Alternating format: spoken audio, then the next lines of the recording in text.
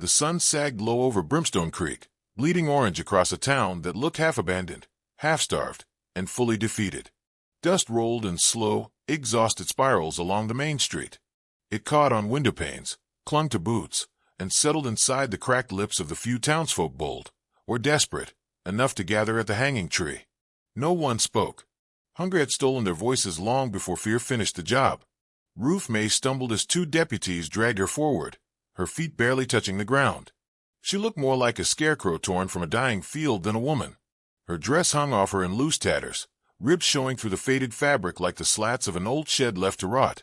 Her cheekbones jutted sharp as broken glass. Every breath she took sounded like it scraped through a hollow chest.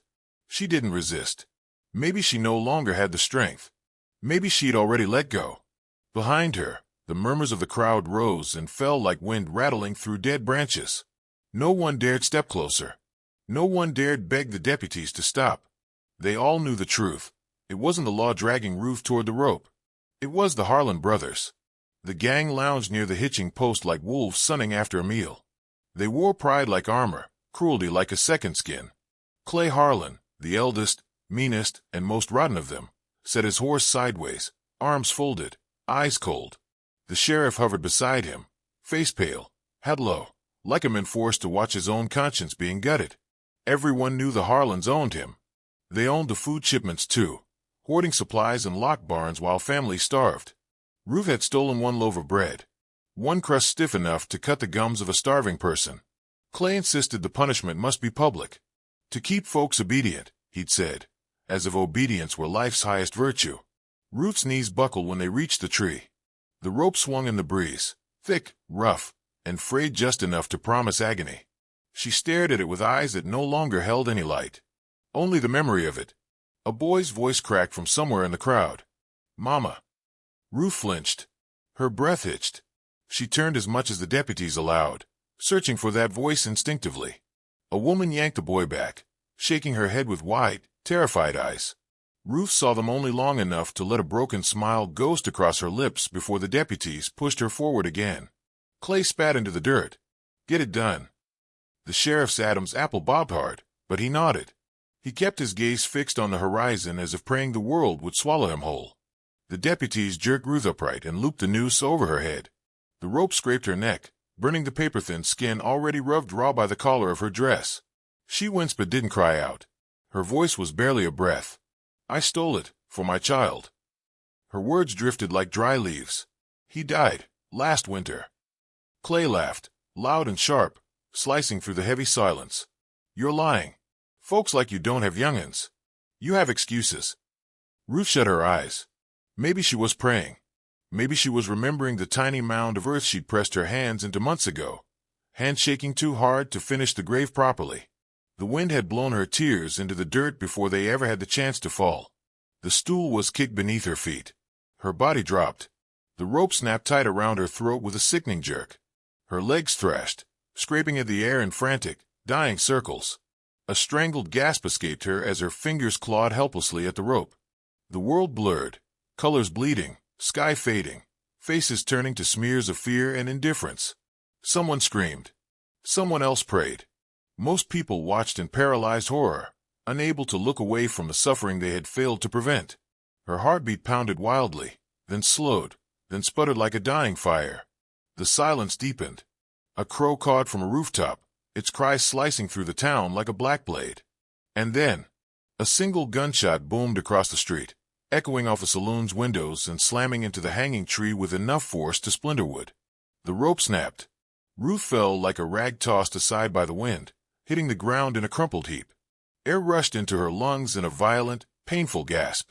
She rolled onto her side, coughing, choking, trying to breathe through a throat already bruising purple. The crowd jerked back in shock, their fear now pointed somewhere else, toward the alley where the gunshot had come from. Every head turned. Even Clay Harlan stiffened. From the shadows, a figure stepped forward. Boots first, dust-coated, weather-worn, heels clicking with a steady, deliberate rhythm. Then the long duster coat appeared, swaying like it carried its own gravity. A wide-brimmed hat cast his face in shadow until he came close enough for the breeze to brush the brim up just slightly. Cold eyes. Sharp jaw. A beard streaked with gray. scars old and new crossing a face carved by violence and loss. Gasps rippled through the crowd like lightning striking dry brush. Clay's voice cracked. No, that ain't possible. The figure kept walking. Not fast. Not threatening. Just steady. Unstoppable. Inevitable. Ruth tried to lift her head, vision swimming. She barely recognized the world through her haze of pain, but even she felt the shift in the air, the way tension coiled, snapping tight around the square. The men reached the center of the street and stopped, dust rising around him in a soft halo. His hand hovered near his holster. His voice rumbled low and controlled, the kind of calm that came right before a storm swallowed everything in its path. "Touch her again," he said, "and dig your own graves afterward." Clay's bravado faltered, but pride kept him hinged to the saddle. "Jonas Black," his voice barely held together, "you're supposed to be dead." Jonas lifted his eyes, and the coldness in them could have frozen the desert. He didn't argue. He didn't explain. He didn't owe the mun a single answer. The only sound in the square came from Ruth's ragged breathing and the faint creak of the rope swinging above her, cut clean through, fibers frayed like an old nightmare unraveling. Clay swallowed hard. "Boys," he whispered, "kill him." But Jonas Black had already moved. Not fast, faster than fast. Faster than thought. His revolver cleared leather with a whisper, and 3 shots cracked like thunderclaps.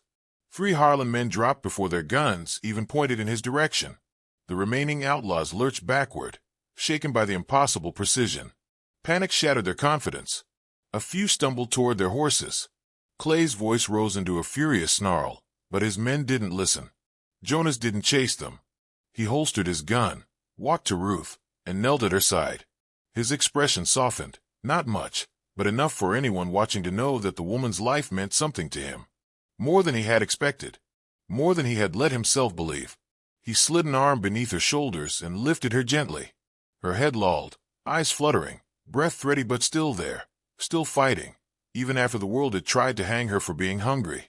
He looked at the fleeing silhouettes of the Harlan gang retreating toward the canyon, torches flickering like dying stars in the distance.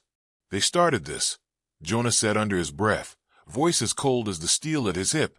He rose with Ruth in his arms, dust swirling around his boots as he carried her toward shelter. "And I reckon I'll be the one to finish it."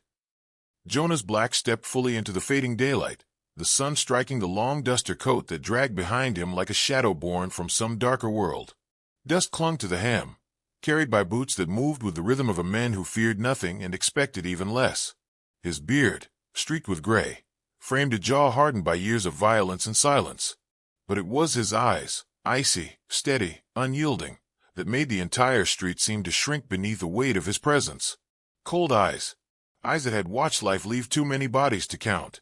Eyes that didn't blink at the sight of a woman nearly strangled to death. A murmur rippled through the crowd, soft as wind over dry grass. The townsfolk didn't know if they should run or pray. They'd heard the stories, everyone had. Jonas Black, the men who walked away from ambushes with a bullet lodged at his ribs and vengeance burning in his veins. Jonas Black, the outlaw who once wiped out a full posse on his own, leaving 15 bodies scattered across a canyon floor like discarded cards from a losing hand. Mothers whispered his name as a warning. Outlaws whispered it as a curse. Lawmen whispered it as a legend they hoped they'd never face. Now he stood in Brimstone Creek, dust rising at his feet, his shadow long and unforgiving as the desert night. A woman gasped near the general store, clutching her child as if Jonas might snatch the youngster straight from her arms. A pair of boys tore down the alley, legs kicking up tiny storms of sand in their mad rush to escape. An old drifter crossed himself, hat trembling in his hand. Even the horses shuffled nervously, sensing something primal in the air, something that whispered blood was about to be spilled. Clay Harlan's gang, scattered in a loose formation around the tree, stiffened. Their bravado flickered like weak flames in a cold wind. They weren't used to being afraid. They weren't used to being dwarfed by a single man. Clay's lips curled. "Well, I'll be damned," he muttered, but the tremor in his voice betrayed him. "Look who crawled out of the grave." A few of his men blinked in disbelief. "That ain't him," one whispered. "Jonas Black's dead. Got killed in Red Valley." Another shook his head wildly. "No, I heard he slaughtered the men who buried him." Jonas didn't acknowledge the rumors, didn't flinch, didn't smirk, didn't speak. He simply reached beneath his coat with a calmness that froze the entire square. The whisper of leather sliding across metal drifted through the air, and in one fluid motion he drew 2 revolvers, holding them with the relaxed ease of a man who had been born with guns instead of hands. The gang cursed under their breath. The children disappeared into doorways. The women backed away, dragging their families inside. Only the rope above Ruth swung lazily, creaking like bones in the wind, the frayed and a reminder of how close death had come. Jonas's voice cut through the tension like a blade drawn slow and steady. "Touch her again," he said, his tone low enough to feel rather than hear, "and claw your own graves afterward." Clay barked a laugh, louder than necessary, desperate to recover his slipping confidence. "Kill him," he ordered, raising his hand like a conductor guiding a doomed orchestra. "Now." Guns lifted. Fingers twitched. But no sound came first from Clay's men. There was only the crack of Jonas's revolvers, sharp and merciless. 3 Harlan outlaws dropped in perfect sequence. One fell forward into the dust, eyes still wide. Another spun, clutching his shoulder, then collapsed. The third slumped sideways, hitting the trough with enough force to spill water into the dirt. None of them even got a chance to fire back. The survivors scrambled like panic cattle. Some fled for their horses. Others dove behind barrels and water troughs. Clay's curses echoed off the walls, his voice breaking under the realization that Jonas Black wasn't a myth. Not anymore. Jonas didn't chase them. He didn't move an inch. He simply lowered his guns with that same unnerving calmness, as though killing 3 men had required no more effort than tipping his hat. Ruth lay just beneath the tree. Her brother Ragged was scraping through a throat bruised blue and purple. Jonas holstered 1 revolver, knelt beside her, and gently lifted her upright. Her eyes fluttered open, wild with terror until they found his face. Recognition flickered there, faint, confused, but present. "You're all right," Jonas murmured. "Breathe slow." She tried, tremors rippling through her as he worked at the knot still biting into the raw skin of her neck. It took careful, patient fingers to loosen the rope enough to slip it off. A strand snapped beneath his thumb. Another came free. The last few threads clung stubbornly before finally giving way. Ruth collapsed against him with a choked sob, both from pain and from the unbearable shock of still being alive. Jonas swept her into his arms, lifting her as though she weighed no more than the coat across his shoulders. The crowd watched in stunned silence, uncertain if they should thank him or fear him. "Get back in your homes," Jonas said, not loud, but firm. "This ain't finished." No one argued. They scattered like leaves in a storm. Jonas carried Ruth across the street toward an old barn leaning against a line of thorn bushes. Its door hung crooked, the hinges moaning as he pushed it open with his boot. Inside, slanted beams of evening light cut through the dust, creating a soft haze that felt merciful after the brutality outside. He laid her gently on a stack of old blankets, tore a canteen from his belt, and tipped it to her lips. The water was lukewarm, metallic, but she drank greedily, tears mixing with the trickling drops. "You came back," she rasped, voice barely a breath. Jonas didn't answer at first. He sat beside her, elbows on his knees, watching her struggle to breathe past the bruising. For a moment, the world narrowed to the sound of her gasps and the distant thunder of hooves retreating into the canyon.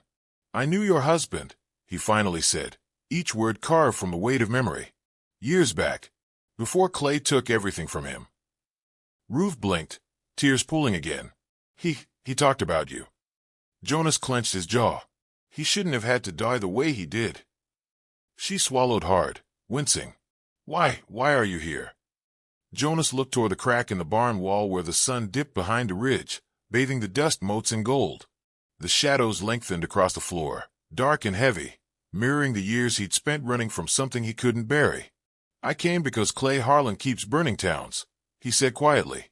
"Because he keeps hurting people who can't fight back. Because your husband once saved my life, and I never repaid the debt." Ruth's eyes widened, shimmering with a mixture of pain, disbelief, and something close to hope. "But most of all," Jonas added, voice tightening, "I came because I heard the Harlans were building their empire here. And I knew, if I didn't end them now, they'd choke the whole valley to death." Ruth's hand trembled as she reached for his sleeve. He caught it gently, steadying her.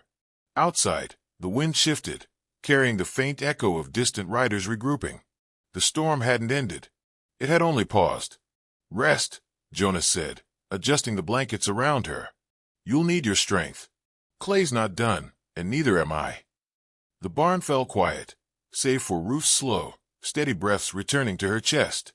Jonas sat beside her, revolvers gleaming in the fading light, shoulders braced for the war he knew was coming. A war he had been avoiding his whole life. A war he could no longer walk away from. The barn settled into a brutal quiet, broken only by Ruth's uneven breaths and the distant rattle of loose boards catching the night breeze. Jonas sat beside her like a vigil carved from stone, elbows on his knees, eyes fixed on nothing and everything at once. The evening light had nearly vanished, leaving only red embers lingering along the horizon, flickering like old memories he'd spent years trying to bury.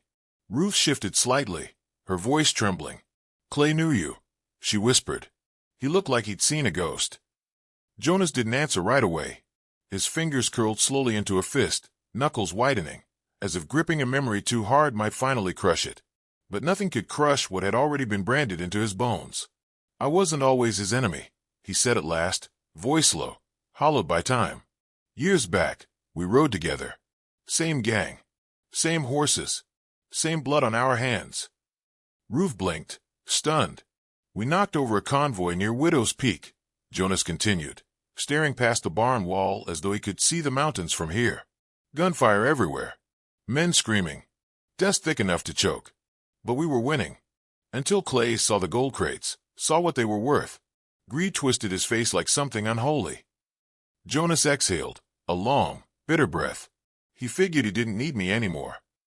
A shadow moved across his expression, darkening it. "He put a bullet in my back. Watched me fall off my horse. Watched me hit the ground. I heard him ride off laughing while I bled into the dirt." Ruth covered her mouth. "But you survived." "Barely." Jonas lifted his shirt slightly, revealing the puckered scar that ran like a pale river across his side. "Some miners found me 2 days later. They thought I was dead. I thought so too." The barn seemed to grow colder.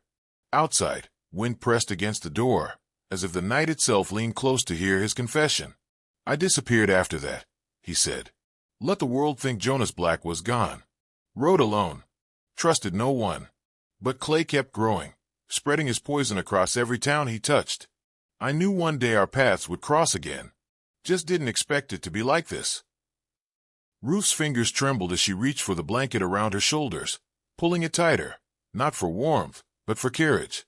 There was more she needed to say. Something she had kept buried beneath the layers of hunger, grief, and dust. "My name," she began softly, her voice cracking like a wheat beam under weight. "It isn't Ruth Mays." Jonas looked at her sharply. She swallowed hard.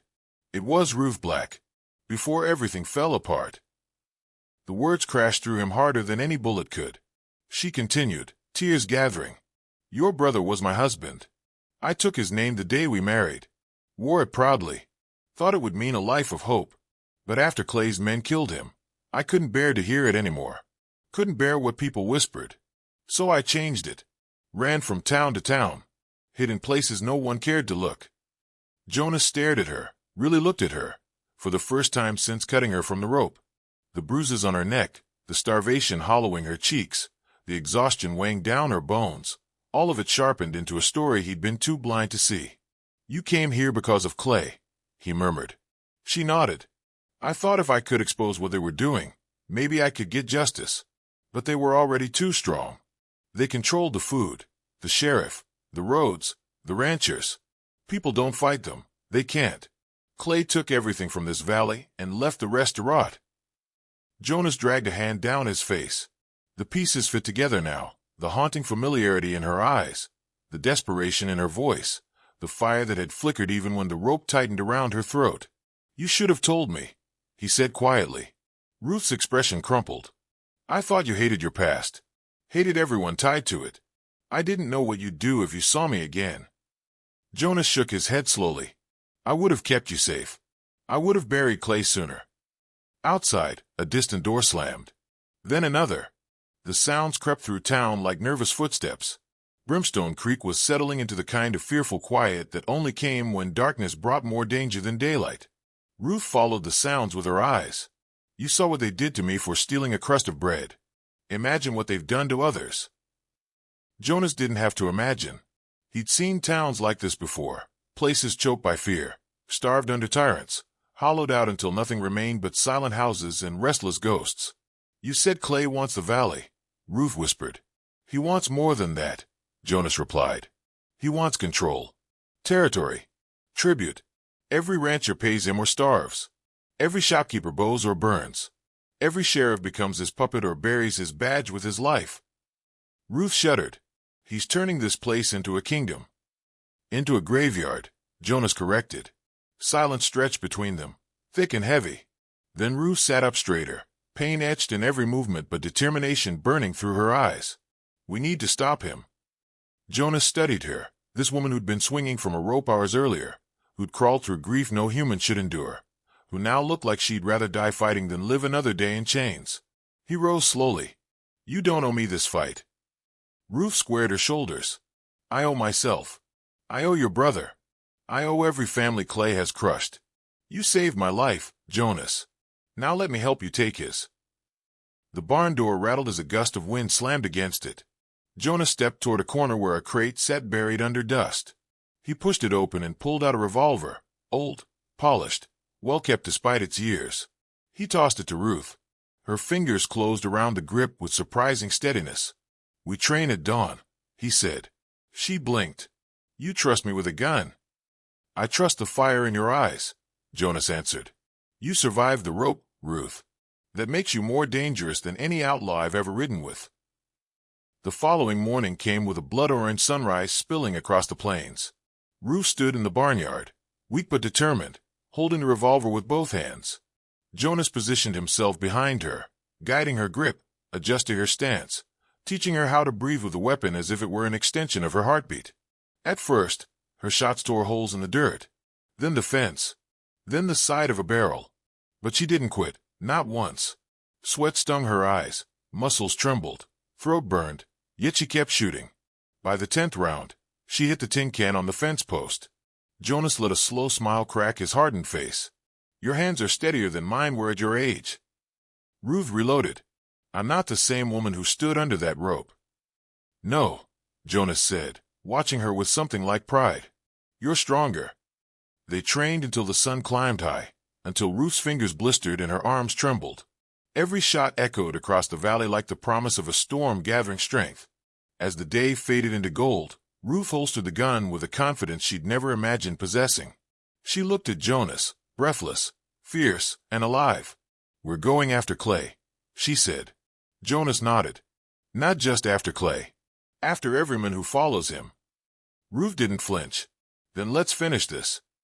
The wind swept across the valley, carrying the faint ring of distant hammers, distant hooves, Clay's forces preparing for war. Jonas glanced toward the canyon, eyes narrowing with cold certainty. They wanted a battle, he murmured. Now they'll get a reckoning. And beside him, no longer starving, no longer broken, stood the woman forged from grief into something far stronger. They came at dusk, thundering out of the canyon like a plague of devils set loose from the earth's cracked spine. 20 riders, torches blazing, rifles raised, dynamite strapped to their saddles. The Harlan brothers led the charge, Clay at the front with murder in his eyes and a mouth twisted into something between a grin and a snarl. The flames from the torches cast monstrous shadows across the town, stretching long and sharp against the trembling buildings. Brimstone Creek held its breath, every door barred, every window shuttered, as fear settled over the valley in a suffocating shroud. Clay reined in near the hanging tree, raising his torch high, its fiery glow licking at his scarred face. Black, he bellowed, his voice echoing through the empty street. Come out and die like the dog you are. A few of his men laughed, but it was a nervous, brittle sound. The silence that followed felt too heavy, too knowing. The night seemed to hold its breath, waiting. Then Jonas stepped from the shadows near the saloon, his boots tapping slow, deliberate steps that made even the horses falter. He stood alone in the center of the street, coat flapping gently in a breeze, hands loose at his sides. The torchlight flickered across his face, revealing eyes that had already measured every man before him, already counted every heartbeat left in the outlaws' chests. Clay spat into the dust. One man ain't enough to stop 20. Jonas didn't respond. He didn't need to. The calm in his stance, the steel in his gaze, the quiet surety etched into his posture, all of it spoke louder than words ever could. Clay snapped his hand downward. Kill him. Rifles came up. The night held still for one suspended heartbeat. Then flame and thunder tore through the quiet as the first shots erupted, bullets screaming through the air in deadly arcs. Jonas moved before they reached him, spinning sideways, guns drawn in a blur of silver. His first shots cracked like lightning, each one finding its mark with terrifying precision. One rider toppled backward, torch falling from his grip. Another pitched sideways, rifle clattering to the ground. A third slumped over his saddle, sliding to the dirt in a cloud of dust. The street exploded into chaos. Outlaws dismounted, taking cover behind troughs and barrels. Torches crashed to the ground, setting hay ablaze. Jonas walked through the storm of bullets with an eerie grace, every motion deliberate, every shot cold and efficient. He reloaded without looking, fingers moving like they had memorized death's choreography long ago.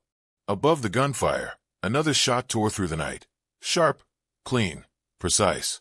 A Harlem man spun and collapsed, a neat hole in his chest. From the rooftop of the smithy, Ruth stood with a rifle braced against her shoulder, her silhouette outlined by the burning torches below. Her eyes were fierce, steady, unblinking. She exhaled, reloaded, and fired again. Another outlaw fell. Clay jerked upward, fury boiling through him. "Get her down." 3 riders charged toward the smithy, but their horses stumbled as townsfolk finally stepped from hiding, pitchforks, old pistols, rusted shotguns in trembling hands. The people of Brimstone Creek, pushed to the edge of survival for too long, found their courage igniting like dry grass touched by flame. A rancher fired from his porch. A widow hurled a lantern that burst against a rider's coat. A shopkeeper's ancient revolver barked into the air, sending outlaws scrambling. Jonas shot another man clean off his horse, then another. The outlaws were thinning, their formation breaking, fear leaking into their movements. Clay cursed, firing wildly toward the rooftop where Ruth stood. She ducked behind the chimney, bullets sparking off the brick. Jonas saw Clay's aim, and his stomach tightened. "Ruth!" he shouted. She rose again, unshaken, lifted the rifle, and took aim at the men who had destroyed her life. Clay caught sight of her, a low laugh scraping out of his throat. "Well now," he called, leveling his gun at her. "Ain't this something? The little thief thinks she's a hero." Ruth's breath hitched, but her grip didn't tremble. "You killed my child," she said, voice strong enough to cut through the roar of the battle. "You killed my husband." Clay smirked. "Woman like you shouldn't." Her shot cut him off. She didn't hesitate, didn't flinch, didn't blink. The bullet flew straight and merciless, burying itself deep in Clay Harlan's chest. His words died in a wet choke. He staggered, torch dropping from his fingers, and fell to his knees. For a moment he stared at the ground as though he couldn't understand how the world had suddenly tilted out from under him. Then he collapsed fully, face hitting the dirt with a dull thud. A hush fell over the street, heavy as snowfall. One by one, the remaining outlaws lowered their guns, eyes wide with shock and terror. Without their leader, they were nothing but frightened men in the wrong place at the wrong time. They dropped their weapons. Some fled. Some surrendered. But none dared stand against the widow who had just rewritten her fate with one perfect shot. The torch fires were extinguished. The echoes of gunfire faded into the mountains. The smoke settled, drifting like a ghost over the bodies strewn in the dust. By morning, Brimstone Creek was a different place. The townsfolk worked together, burying the dead, friends and enemies alike. Ash was swept from the doorsteps. Burned beams were hauled away. Windows were repaired. For the first time in months, laughter rose in small, tentative bursts. A baby cried in the distance, a sound that, strangely, felt like a blessing. Ruth moved through the town with purpose, helping rebuild walls, distributing food from the Harlan storehouses the outlaws once hoarded. People looked at her differently now. No longer a starving woman, no longer a victim, but a survivor who had given the valley back its soul. Jonas watched from the ridge above the town, saddlebags packed, his horse stamping quietly beneath him. He had seen enough battles to know when a place was on the mend, when a story was shifting into a chapter he didn't belong in. Ruth climbed the hill to meet him, wiping dust from her hands. "You're leaving," she said softly. Jonas nodded. "You don't need me here." "That's not what I asked." He adjusted the saddle, eyes drifting toward the horizon. "Some men are made for staying. I'm not one of them." Ruth stepped closer. "You helped us live. You avenged my family. Doesn't that mean something?" "It means everything," Jonas replied. "But settling down, rebuilding, that takes a different kind of strength. Yours." A silence grew between them, warm and bittersweet. Ruth didn't try to stop him again. She knew some souls were shaped by the road, by the wind, by the long quiet of places no one else dared travel. As dawn broke, Jonas swung into the saddle. Ruth touched his boot lightly, a gesture of gratitude, of farewell, of something unspoken and eternal. "Thank you," she murmured. Jonas tipped his hat. "You keep this town alive. I'll carry the legend."